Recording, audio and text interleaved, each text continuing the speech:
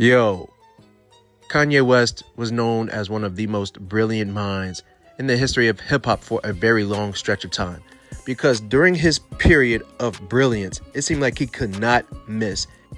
Then I'm like, this motherfucker don't miss. Every single album felt like a classic, and every album was damn near better than the one before it.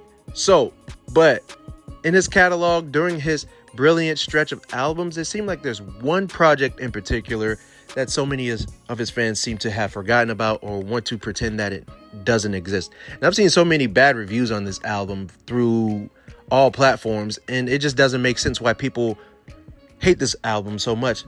But it's a top 3 album, in my opinion, and it's 808s and Heartbreaks. Nothing less of brilliant, in my opinion, because this album with 12 tracks has no misses. No misses. And I dare you to go back and listen to it again and tell me, how do you believe that this album has any misses? It's better than a lot of the shit that's out today. Actually, a lot of rappers today try to replicate the sound and they sound complete trash. But the album starts off with, why would she make calls out the blue? Now I'm a wreck, sleepless till noon. Hey, hey, hey, don't say you will. Like that haunting sound with the beep, boop, from the get-go. And it's 6 minutes long, but the beat rode for like another 2.5 minutes after he got done singing, which leads into the second song, Welcome to Heartbreak, featuring Kid Cudi, which is another great song with my hair keeps spinning, can't stop seeing these visions, I gotta get with it. Ooh, ooh, ooh, ooh, ooh. And once again, the theme throughout this entire album is that 808 will have you knocking, like it will have your heartbeat knocking throughout the entire album. Then it goes into track 3.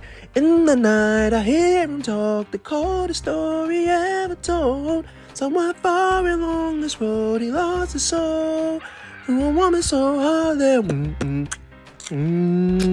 Like, from 1 through 3 already, it's undeniable. But it doesn't just stop there. It goes to, I'm amazing, I'm the reason everybody fired up this evening. I'm exhausted. Then Jeezy drops one of his hottest verses in his entire career. I'm amazing. Yeah, I'm all that. If I ain't on my grind, then what you call that? Victorious. Yeah, we warriors. Man, come on. But it doesn't stop there. It goes into, I'm not loving you way I wanted to. What I had to do, had to run from you. I remember when he performed this song at the VMAs.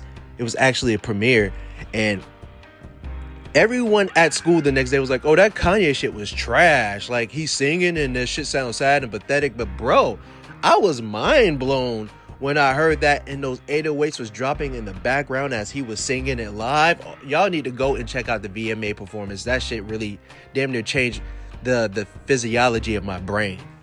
Then it goes into bum bum bum bum bum bum bum bum bum bum bum. Why are you so paranoid? Baby, don't worry about it. Lady, don't need to think about it.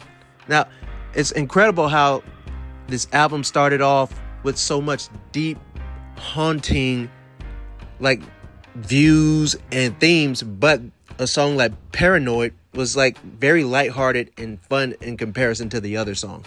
But then he continues with RoboCop. When he hit that, okay, you need to stop it now. You never stop it now. Okay, you will never stop it now. You need to drop it now. Drop it. Cause I don't want no RoboCop. You moving like a RoboCop. Bro, that is damn near like a 14 out of 10 song. I can't believe how slept on this song is in this catalog. Then it drops into Streetlights, although very repetitive, but it was a song that I would play on repeat for hours because it would just get me in a deep mood, and it would just have me feeling so nostalgic and so contemplative. When it hit that, let me know, do I still have time to grow? Things ain't always set in stone. Let me know. Seems like Street lights glowing happens to be. Y'all get the point. Like, then track 9. Didn't you know? Like, I don't even remember the lyrics to track 9. Bad News is pretty cool, but I remember it going something like, it was something I was waiting on you, waiting on a dream that will never come true. It might be my least favorite song off the album, but I still remember it being very good. And this is me singing all of these songs from the top of my head. I haven't listened to this album in a while, which I should go revisit because I love it. Then you got another collab by Kanye West and Lil Wayne and See You in My Nightmares. They damn near never miss when it comes to their collabs. And then Wayne hopped on that bitch with that, I got the right to put up a fight, but not quite, 'cause you cut off my lights with my sight. It's better at night, and I might see you in my nightmares. Like, bro, another 10 out of 10 banger. Then we have memories made in the coldest winter. Goodbye, my friend. Will I ever love again?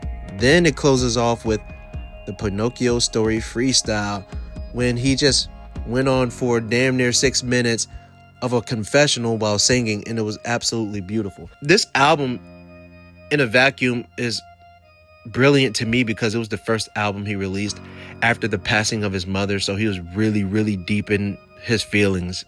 Obviously, it was like the darkest time period of his life.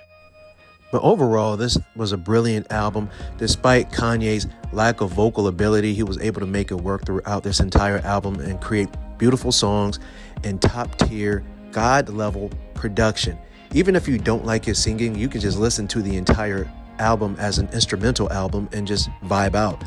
There's not a single poor performance on this album as far as features go, because we have features by Kid Cudi, Mr. Hudson, Lil Wayne, and I'm forgetting Jeezy. Yeah, and Jeezy. So overall, everybody came in and brought their own style to this album, who already had its own style. Like, once again, this was like a dark version of a T-Pain album, where it was so heavy with the synthesizers, auto-tune, and 808. And Kanye made something so hauntingly beautiful, where still to this day, I can never forget this album. Once again, I haven't heard this album in its totality in about 6 or 7 years, but I still have a lot of these songs ingrained in my brain because that's how beautiful this album is, and that's how much of a classic it is to me. Top 3 Kanye West album. And by the way, I know I did a lot of singing throughout this this video, so let me know, how's my singing from a scale to 1 to 10? Just let me know in the comments. Am I trash, or where's my singing gas? Let me know. Also, I'm an author. I just released a poetry collection entitled Volander Soul. It's a collection of poems as well as activities such as mazes, prompts, playlist, crossword puzzles, word searches, coloring pages, everything. So if you're looking for something to sink your heart into while also stimulating your mind, check out my book, Volander Soul, available on Amazon. Once again, thank you all for listening, watching my videos. Subscribe for more. Y'all have a good day.